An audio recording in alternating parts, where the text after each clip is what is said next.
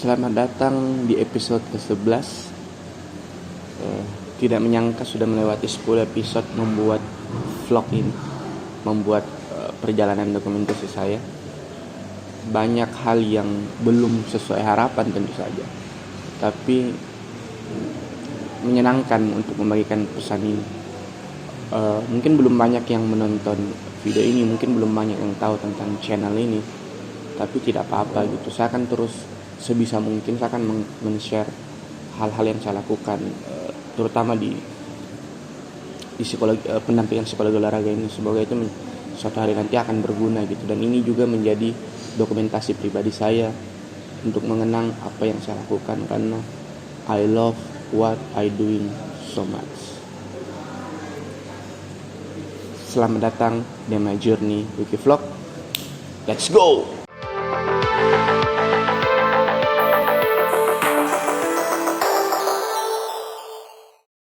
Halo semuanya, selamat datang kembali di My Journey Wiki Vlog, sebuah vlog yang menceritakan dan mendokumentasikan kegiatan saya sebagai pendamping psikolog olahraga di Platnas Atletik yang ada di Timika. Selamat datang semuanya, selamat hari Minggu. Jadi video ini selalu diambil pada hari Minggu, dan kemudian saya akan merangkum kegiatan saya dari hari Senin sampai hari Sabtu gitu. Kenapa minggunya tidak? Karena minggu itu di sini timnya diliburkan, sehingga minggu itu ya free time aja. Jadi tidak terlalu banyak kegiatan. So saya selalu menutupnya dan mengambil video itu di hari Minggu. Seperti itu. Bagi teman-teman yang baru bergabung atau baru join, baru lihat video ini untuk pertama kalinya, halo semuanya, salam kenal, nama saya Angga. Saya adalah seorang pendamping psikologi di tim atlet yang ada di Timika, Platnas Atletik yang ada di Timika. Untuk yang ingin tahu lebih detail kenapa saya ada di sini, siapa saya, dan bagaimana perjalanan saya di awal, itu bisa silakan cek di video episode 1, 2, dan 3. 3 episode. 3 episode awal itu adalah episode yang menceritakan secara cukup rinci kenapa saya bisa ada di Timika, bagaimana bergabung di Platnas Atletik yang ada di Timika, Papua Tengah ini. Oke, langsung saja. By the way, kita sambil sarapan seperti biasa. Minggu yang sangat cerah di Timika. Minggu yang tenang, minggu yang menyenangkan. Seminggu terakhir, mungkin kita langsung saja ya. Seminggu terakhir tuh bisa dibilang minggu yang cukup serius, tapi banyak waktu luangnya. Sorry, saya sambil makan. Oke. Kenapa seperti itu? Jadi melanjutkan dari apa yang saya katakan minggu lalu, bahwa minggu ini akan ada tes nomor. Tes nomor adalah tes wajib yang dilakukan setiap kurang lebih 1-2 bulan sekali untuk mengetahui perubahan atau prestasi terkini dari atlet-atlet kami gitu. Karena atletik itu kan terdiri dari berbagai macam nomor lomba gitu. Mulai dari lari, lompat, lempar. Terus dari situ saya masih terbagi lagi. Lari itu ada 100 meter, ada 400 meter, ada jarak jauh, 1.500, 5.000 dan 3.000 dan seterusnya. Terus lompat pun itu ada lompat tinggi, lompat jauh. Kalau lempar ada lembing, peluru, cakram.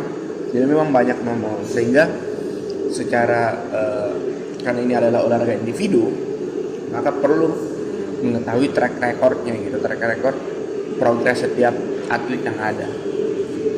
By the way, kalau misalnya ada suara terganggu sedikit ya mohon dimaklumi lah, karena saya tag-nya ini di resto hotel yang mana itu agak dekat dengan dapur. agak menjauh dari tempat makan biar tidak terlalu mengganggu pengunjung lain, tapi resikonya adalah saya agak mendekat ke arah dapur sehingga terdengarlah aktivitas-aktivitas di dapur yang mungkin sedikit jadi back sound ya. Oke, mari kita mulai. Di hari Senin, jadi tesnya akan ada 2 hari, hari Senin, hari Selasa. Di hari Senin kita mulai di pagi hari. Ketika hari Senin itu kami datang dengan cuaca yang cukup mendung, bahkan lebih ke gerimis di pagi hari. Tetapi mau tidak mau harus dilakukan kan. Jadi cuacanya agak dingin, sehingga atlet itu melakukan stretching atau pemanasan di belakang, belum memasuk ke area stadion karena masih gerimis kan, masih ada angin dan sebagainya. Nah, setelah melakukan pemanasan barulah jadi kita sampai itu kurang lebih jam 6 lewat, hampir setengah tujuan lah gitu. Setengah tujuan kita baru masuk itu kurang lebih di hampir jam 8, setengah 8-an, karena memang settingnya butuh banyak persiapan karena kayak lomba kan. Jadi sekitar kurang lebih setengah sampai 1 jam lah yang dibutuhkan, sambil menunggu hujan dan angin agak mendingan untuk kita tes gitu kan. Hari itu di Senin kita tes 4 nomor. Yang pertama itu adalah 100 meter putra putri. Keduanya bertanding, putra dan putri lari bersama. Terus yang berikutnya adalah 400 putra putri juga. Jadi 100 itu ada dua orang, satu putra dan satu putri. Lalu di 400 ada 3 orang, satu putra dan 2 putri di 400. Lalu berikutnya ada tes lempar. Lempar itu ada lembing, 1 orang putra, dan cakram, 1 orang putra. Jadi ada 3 nomor yang ikut, berarti total 7 atlet. 7 atlet di hari pertama. Oh tidak, sorry, ada 3.000. Iya, 3.000 stepecis, 3.000 1 orang jarak jauh. 3.000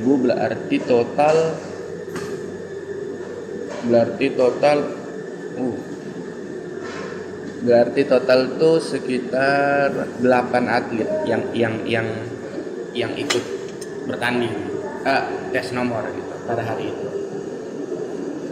Tes nomor yang berlangsung cukup seru. Hasil yang didapatkan pun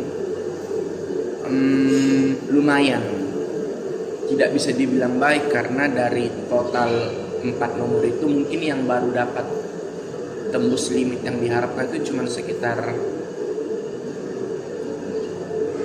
2-3 orang. Sisanya itu masih di bawah standar limit yang ditetapkan gitu. Jadi kurang lebih dari 1 bulan sebelum pertandingan penting yang akan kami ikuti di di akhir Juni. Ini akan menjadi PR berat buat pelatih, buat atlet, buat saya juga sebagai tim pendukung gitu. Untuk bagaimana caranya kita bisa meningkatkan performa mereka gitu.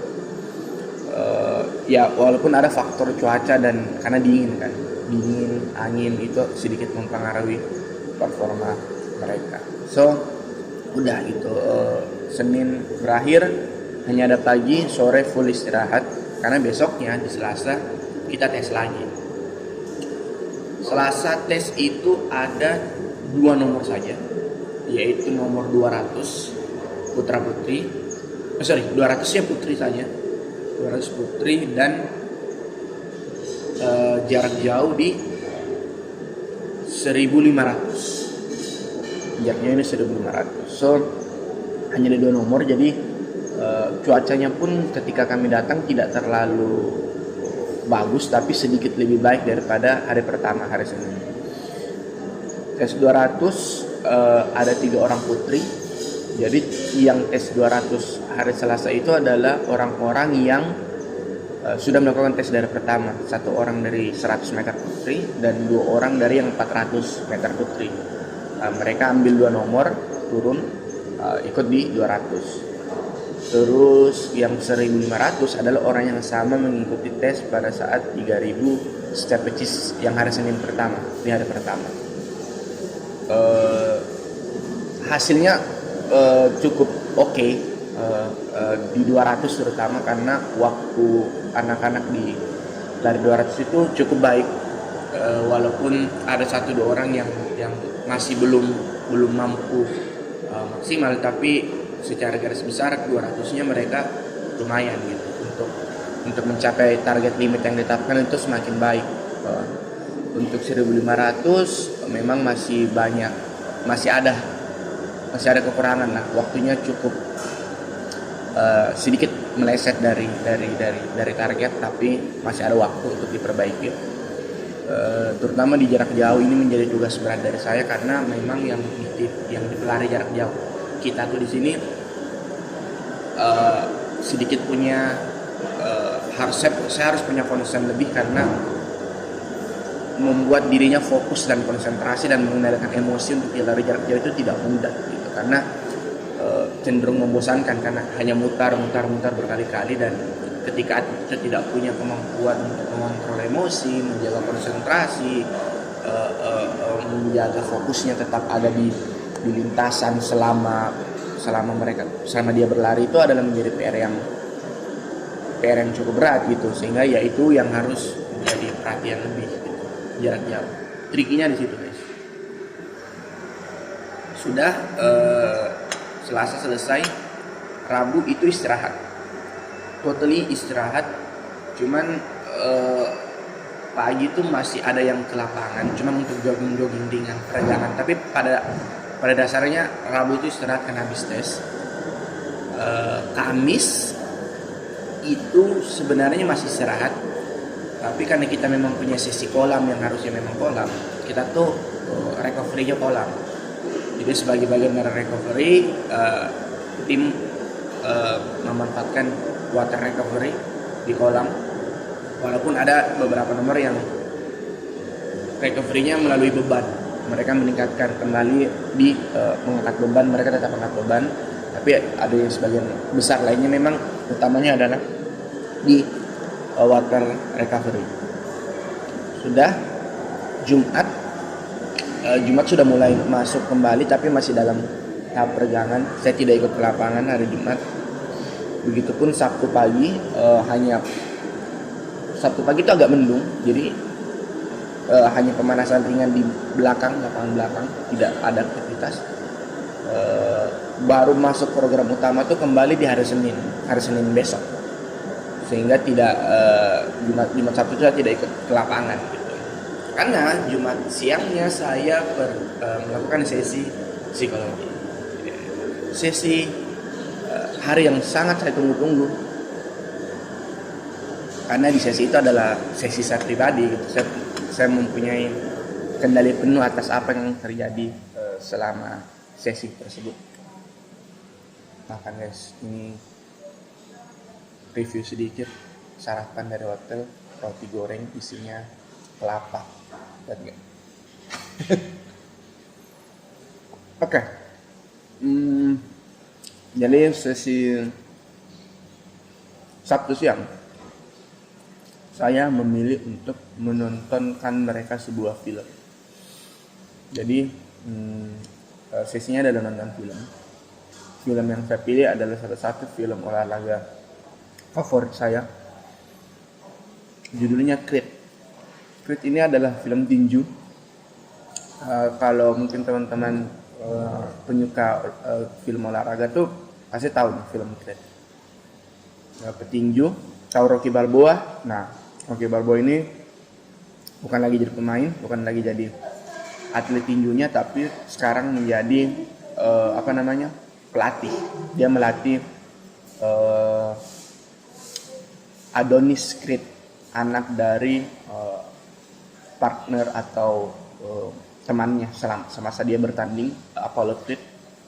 Apollo Creed kan meninggal tuh di Rocky 3 kalau nggak salah, Rocky 3 atau Rocky 2, atau Rocky 4, I don't know, saya tidak mengikuti Rocky sebenarnya. Terus dia dilatih lah gitu.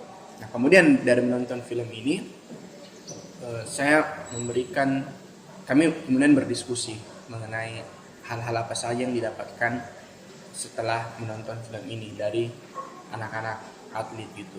Karena ini kan filmnya olahraga, ini lebih dekat dengan mereka secara identitas, secara kultur, secara kebiasaan. Kerja kerasnya yang digambarkan kerja keras atlet, bagaimana hubungan atlet dan pelatih, terutama ini kan nomor-nomor individu gitu. Dan ketika dihadapkan pada menonton film olahraga yang cenderung sifatnya individu pun, ya sudah jauh lebih relate gitu. Dan seru juga kan, fight berantem gitu, mereka suka gitu.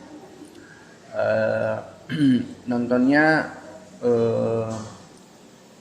filmnya cukup lama loh, 2 jam, tapi banyak hal yang bisa kemudian kami pelajari karena terutama tentang bagaimana perjuangan atlet untuk bisa fight gitu, bangkit dari masalah keterpurukan dan sebagainya. Di ending film, di akhir film kami berdiskusi. Saya kemudian menanyakan hal apa saja yang kalian bisa pelajari dari film ini, film Creed ini gitu.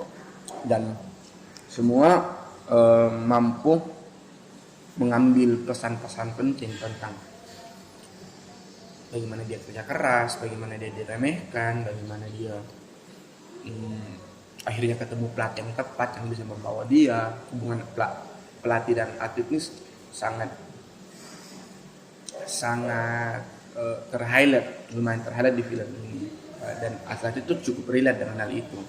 Bagaimana pelatihnya sakit, mereka tetap memaksa ingin melatih, atletnya drop pelatih yang angkat sebagainya. Hal-hal kayak begini yang kemudian menjadi relate dengan mereka semua. Kemudian setelah mereka semua menyampaikan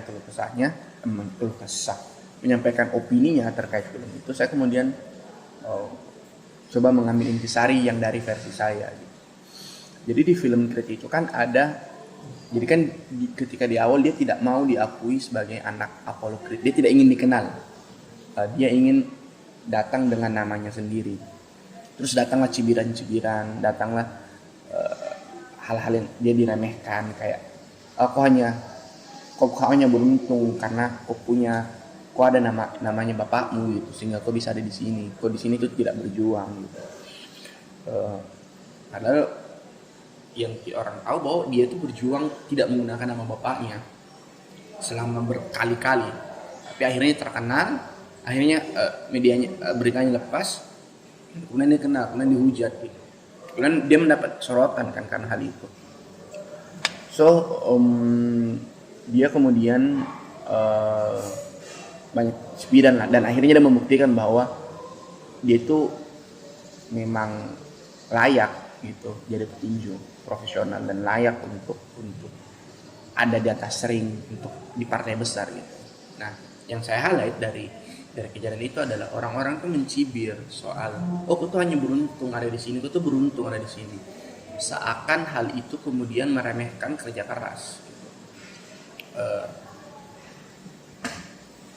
Bagi saya, ini adalah perspektif saya yang saya dapatkan setelah menonton videonya orang di YouTube juga, dan kemudian saya membaca banyak hal dan kemudian meyakini hal itu.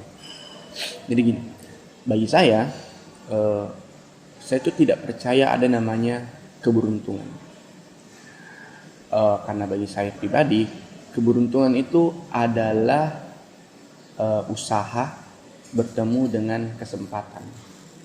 Jadi tidak ada tuh namanya keberuntungan, yang ada tuh usaha ketemu kesempatan.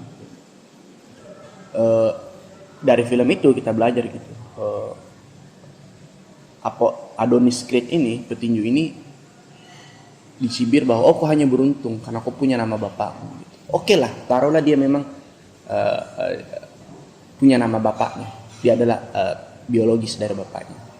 It means itu adalah kesempatan. Oke.